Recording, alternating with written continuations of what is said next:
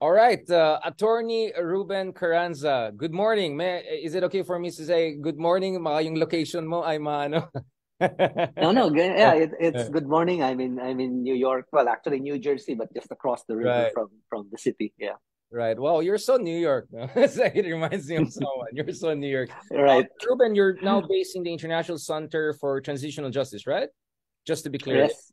Yeah, because Yep. that's the latest I can find about you online. But you're all over the world. Of course, kaya nga we couldn't have this meeting earlier because of your travels and also I said maybe you want to settle in before we talk. But before going that, Ruben, no, Dr. Ruben, Professor Ruben, Attorney Ruben Carranza. Sorry, I had a long day. Um, can you tell us a little bit about yourself? Because I know that your background was first, oh, I mean, not first, but you also spent a lot of time in the government. But before that, I mean, how did it all start? As a lawyer, human rights lawyer, etc. hmm Can you tell us a little bit about yourself? Because a lot of us hear from you just your expert point of view on ICC and all. But I think a lot of Mm, people want to get to know about you also, Attorney Carranza. sure. I mean, I'm just another Filipino from Cebu. I grew up in Cebu. I went Right. to UP Cebu for my political science Ah, degree, and interesting. then I gallivanted around for a year before settling into law school. It was a last minute decision to, Right. last minute of last day of registration, went to UP College of Law. So Diliman, and for a few years I was there. One of the most memorable experiences I had, of course, was I was editor of the Philippine Collegian in my Right. final year in law school, which is also at the time when I thought becoming a lawyer would be more meaningful. Mm. Not just so you'll survive by making money, Yeah. but you'll thrive by working for human rights and for labor unions, because most of the earliest clients I had were labor unions Right. and human rights. But I did also practice for a few years.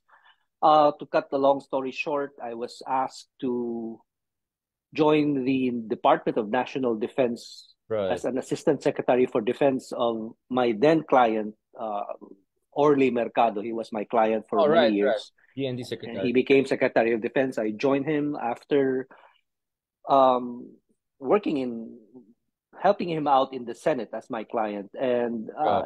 when I was at DND, I worked on South China Sea negotiations. I went to China, negotiated with Vietnam. Sorry, Ruben. I don't want to reveal age or anything like that. First of all, can you tell us a little bit about when did you become a lawyer? Because if this is a certain Sure. political period, the relevance, the poignancy has to be emphasized. Sorry, I don't want to do an age No, reveal. no, no problem. Was this I so-called dictatorship year or was this what? Like when was this? well, I did grow up during the Marcos dictatorship. I Mm. was Right, detained when I was a student, right.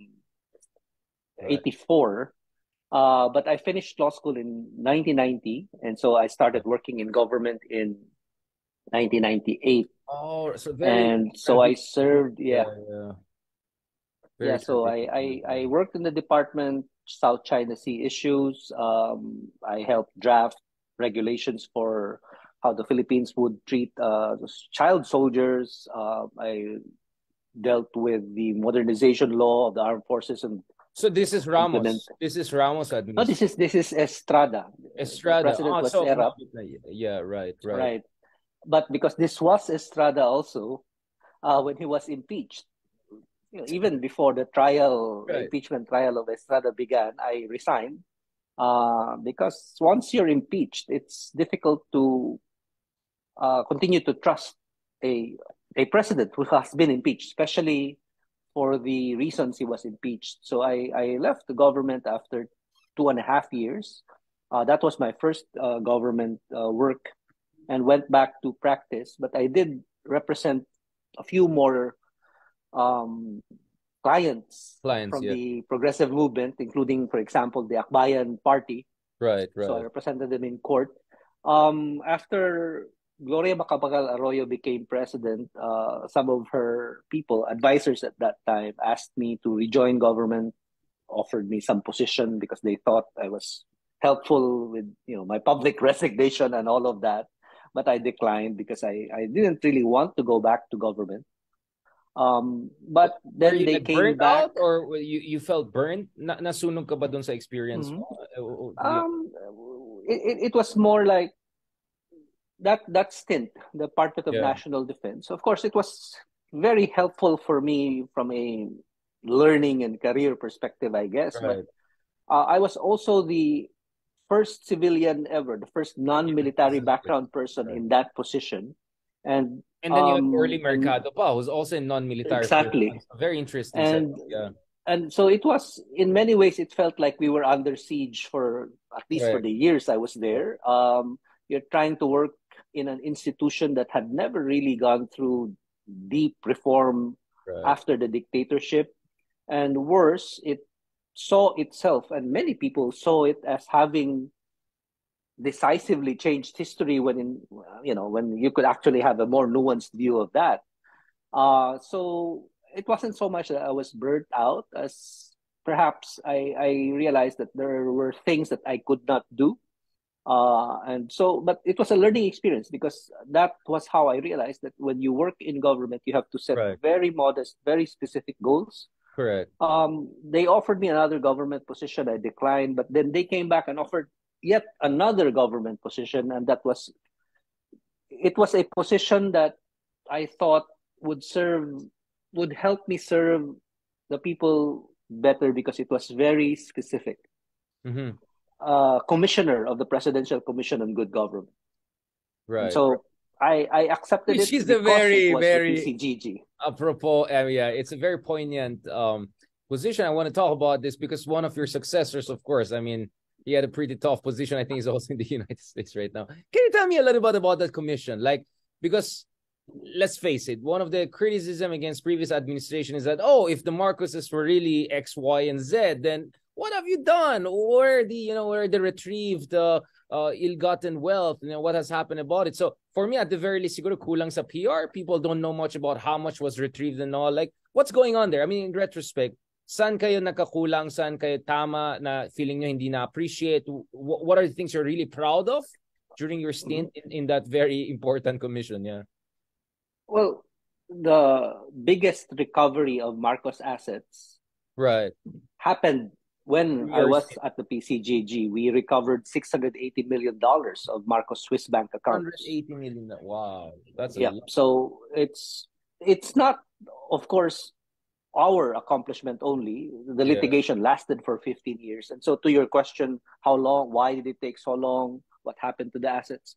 First of all, I think the best answer to those who ask that question but ask it in a way that challenges the legitimacy of going after the Marcos assets is whether they're actually interested in asset recovery or they're out to defend ill-gotten wealth acquisition by the Marcoses. Because kapag tinanong mo, bakit hindi nyo pinakulong, bakit hindi nyo na-recover kaagad yung assets, ang tanong dyan siguro sa mga nagtatanong ng ganyan, gusto ba nilang mapakulong ang mga Marcos? Gusto ba nilang ma-recover ang ninakaw ng mga Marcos? Kasi kung ang sagot nila hindi, then hindi ako obligadong sumagot sa tanong na yan. Because I would answer that question only if we agree that the Marcoses stole money and that those assets have to be recovered. Now, matagal dahil unang-una, sinong presidente ba sa Pilipinas ang nagnakaw ng $5 billion? Si Marcos.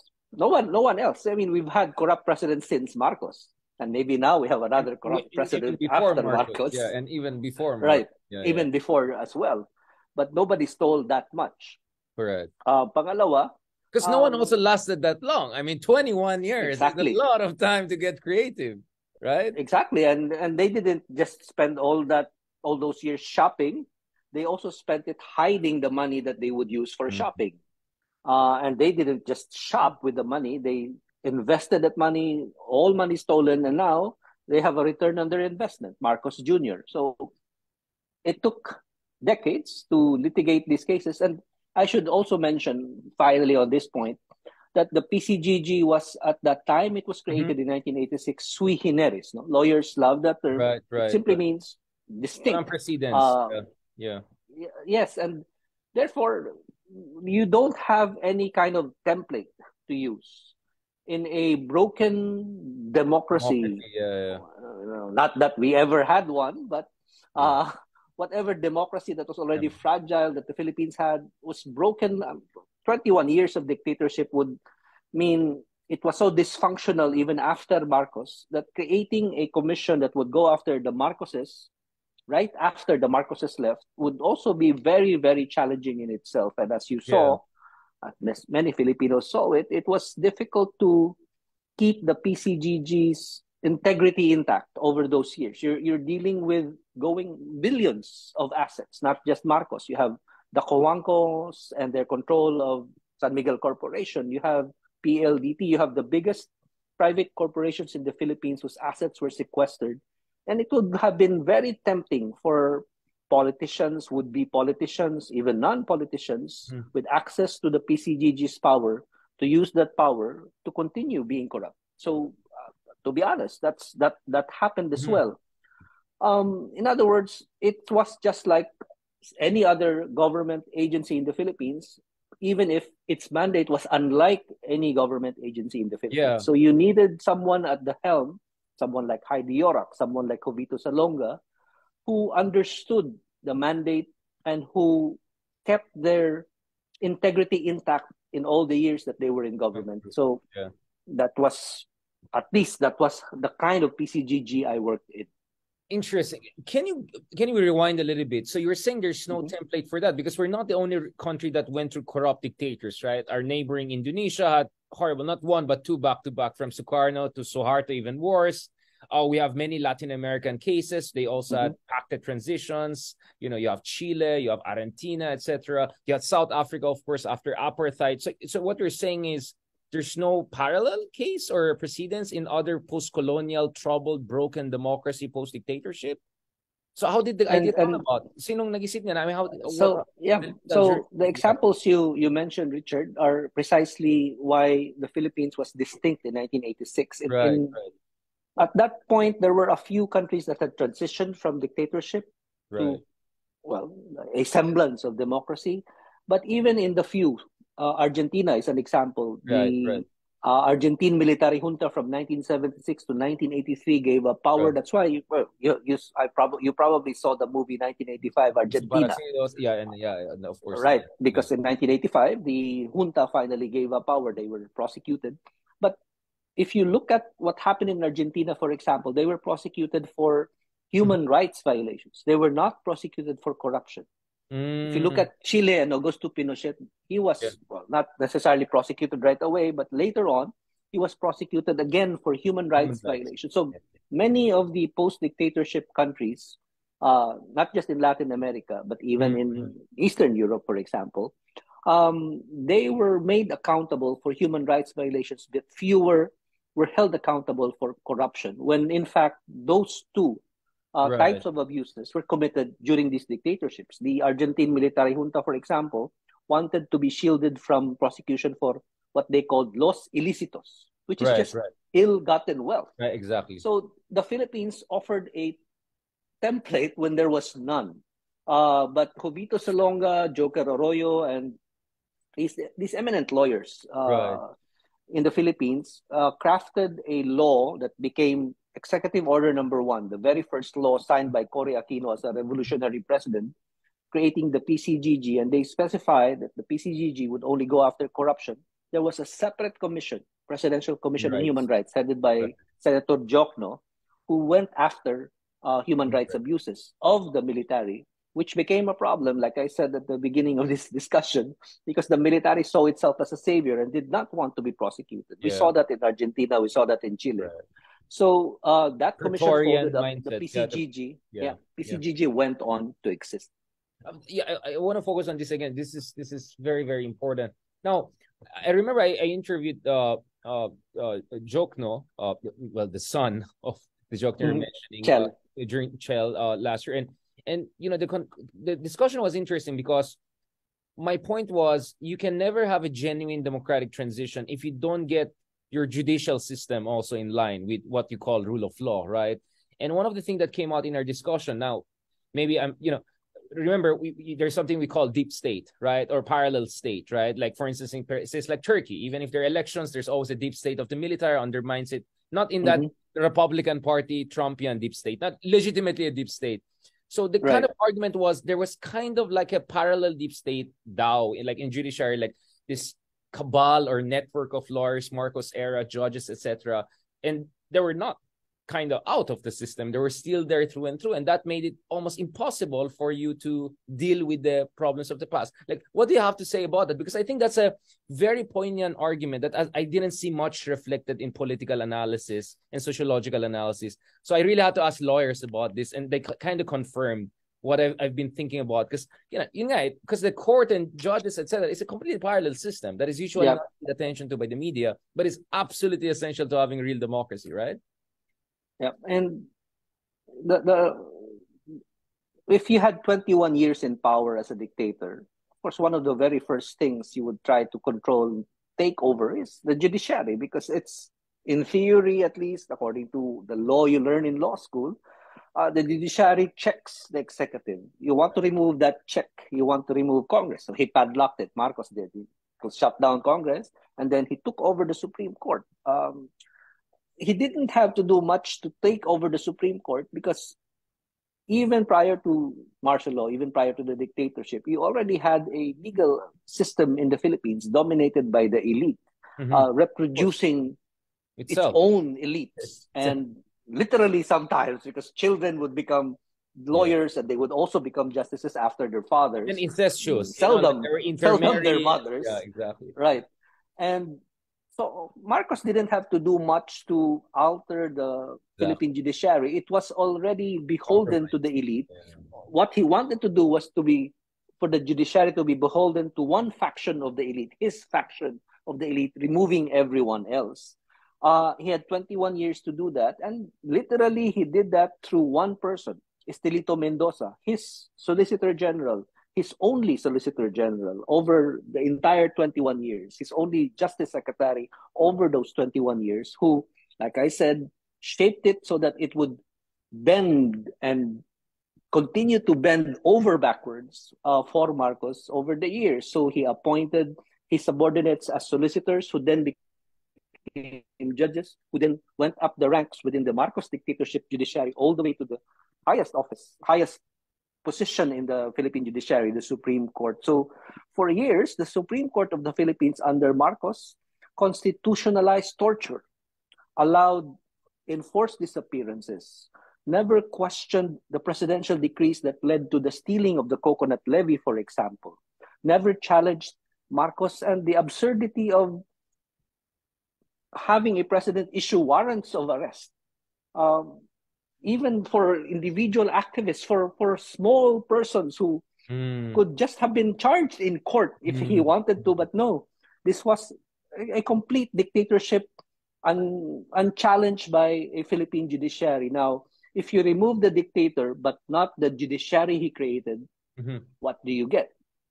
You get a judiciary that can be controlled by anyone who still has some level of influence over them. And Estelito Mendoza never went into exile. Estelito Mendoza was never charged. He had cases in the PCGG, but even within that circle of accountability that was created post-Marcos, he enjoyed some level of influence. Why? Because many of the anti-corruption judges in the Sandigan Bayan, as well as in other courts, not just in the Supreme Court, were still Estelito Mendoza appointees from the Office of the Solicitor General. He has the wealthiest clients in the Philippines, the most powerful. And like you said earlier, lawyers, when you ask them what the state of the Philippine judiciary is, you'll get either of two answers: the blue pill or the red pill. Right? People who just enter the matrix and believe that everything works in the judiciary, or those who have taken the other pill and realize it's meaningless. I became a lawyer and litigated in that take judiciary. A purple pill. Kind of leave the two parallel worlds at the same time. I see a lot of lawyers like that. Yeah. But I did it knowingly, knowing that this was an uphill battle. Yeah. Litigation in the Philippines, especially involving accountability of government officials and the elite, involves having to politicize your cases, whether you like it or not. Litigating against corrupt officials in the Philippines is political litigation. It is not simply criminal practice, criminal law practice, or human rights practice even. But it is really, above all things, a political kind of practice.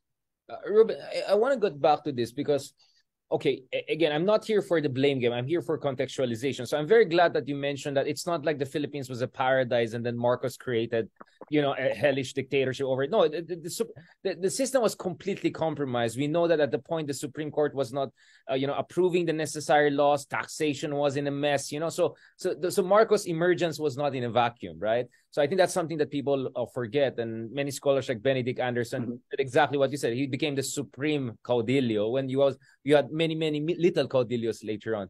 So Marcos is not an out of system guy. He's a consolidation of pre-existing tendencies. Now, again, this is not to say walang kasalanan na Marcos, but I also want to push the argument further because the very word revolution means there's literally something revolves, right? Like those on top will go below.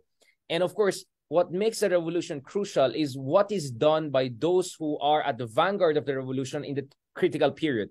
Case in point, the period between EDSA and the promulgation of the new constitution in 1987, when Corazon Aquino had absolute revolutionary power. Now, and this is where, again, I don't want to be unfair to anyone, but Ruben, you can see where my argument is going, right? My argument would be, what about the agencies of those who had the chance to go for radical responses to ensure that there's true revolution, right? That there's true accountability for what happened. Because the sense many people are getting is like, okay, I see what you're saying about the dictatorship and all, but it's not like the other side, whoever they are, didn't have a chance. Because of my critical junctures yan eh. So that's one absolute critical juncture. So on one hand, I think many praise Corazon Aquino for not creating her own dictatorship because she could have done that. But the counter argument would be, sana she overcorrected it, or she underutilized that really critical period, because that's where you could have passed for massive transformation. Because as a political scientist, of course, I look at revolutions, whether it's in Romania, Ceausescu, whether it's in China, Russia, or France, or even, and when I look at our revolutions, like, was it really, I mean, how much of a revolution was it? It looks like they just removed the Supreme Caudillo and then it went back to really what it was before. Please correct me, because I want to understand your point of view as someone who was there during this crucial period, to work in the government at the very forefront of really accountability and justice. So I really want to get your point of view. I know I came here to really interview on ICC, but I think we cannot talk about ICC and Duterte unless we talk about this. I think this is absolutely essential. And of course, I was not there literally. Yeah, I'm sorry, I'm not putting you. I'm just asking you. I was a freshman law student. I know. I don't want to put you on the spot. When Cory Aquino became president. But let me tell you this. I think that revolutions get rid of the past, but the center cannot hold, and that's always a problem when a revolution isn't driven by clear ideological goals, but rather specific political goals. So the specific political goal was to overthrow a dictator, and that happened. And to me, that is still a revolution. It is a revolution because obviously it was not an election that removed a regime change. It's a regime change. Yeah. It was a revolution in the sense that people realized that they had the power to do this and not just individually cast ballots, which also tells us that elections are overrated in the global South because they don't do much for the global South. But at the same time, going back to the Philippines at least, because it was not ideologically driven, it also did not have a clear agenda for a post-dictatorship country. And I think the lack of clarity, not that it was fine in the political context, you would still have people and institutions that they would try to manage and function. But I think the problem lay in the lack of an economic and social agenda after the revolution, because that revolution essentially did not change the neoliberal economic policies that Marcos had already adopted and implemented for years. That's why when Cory Aquino took over, the Philippines was so heavily indebted and could have decided, we would not pay this debt because these were taken But we chose by it a because we dictator. wanted to impress the investor community, even if that meant Exactly. compromising But if your generations of advisors, Filipinos' welfare. yeah, if your advisors are the same type of people who told Marcos, let's borrow, and these same advisors or types of advisors come back and say, let's borrow some more, then what did you change? What did that revolution do with respect to economic policies that made Filipinos even poorer? And so that just reproduced itself. It's a problem even for, say, people like me who pursue accountability, because at least in my case, pursuing the Marcoses for corruption isn't just about stealing. It's about who enabled their stealing. And it's the World Bank, and it's the IMF, it's neoliberal policy-making institutions whose recommendations were adopted by the Philippines who enabled the Marcoses to steal. Why would the Marcoses be able to steal billions of dollars in the building of the Bataan nuclear power plant if the World Bank had not endorsed the building of the nuclear power plant in the first place to electrify the country and all of GE, the that? international, yeah, and they're of course Exactly. yeah. Right. So, and I've done that in work I've done elsewhere to connect accountability for human rights violations, for corruption, with economic policy. So whether in Tunisia and the Arab Spring, I did a lot of work in Tunisia, in Egypt. I actually came back from Sudan just a few days ago because so there you had a follow-up to the Arab Spring, and it's the same problem all over in many countries where you get rid of dictators, you get rid of their repressive political machinery, but you do not get rid of their economic and social policy making machinery that has already led to inequality and poverty in the first place. So, yeah, I mean, in that sense, you could argue that EDSA was a primarily political revolution that lacked a socioeconomic leg, and therefore, at best, it's an incomplete or half-baked revolution, right? I mean, I'm just like working from the basics that you're saying. It was, and of course, a large part of the reason for that failure was the absence of the largest part at that time, at least, of the Philippine left, the Maoist left of the Philippines, in the dogmatism that still haunts them and still persists within their ranks today, decided, that's not the revolution that we want. We want another revolution, the kind that they have never had and probably never will get. And so the problem here is that they didn't even want to compete ideologically in shaping how this revolution would impact on Philippine society.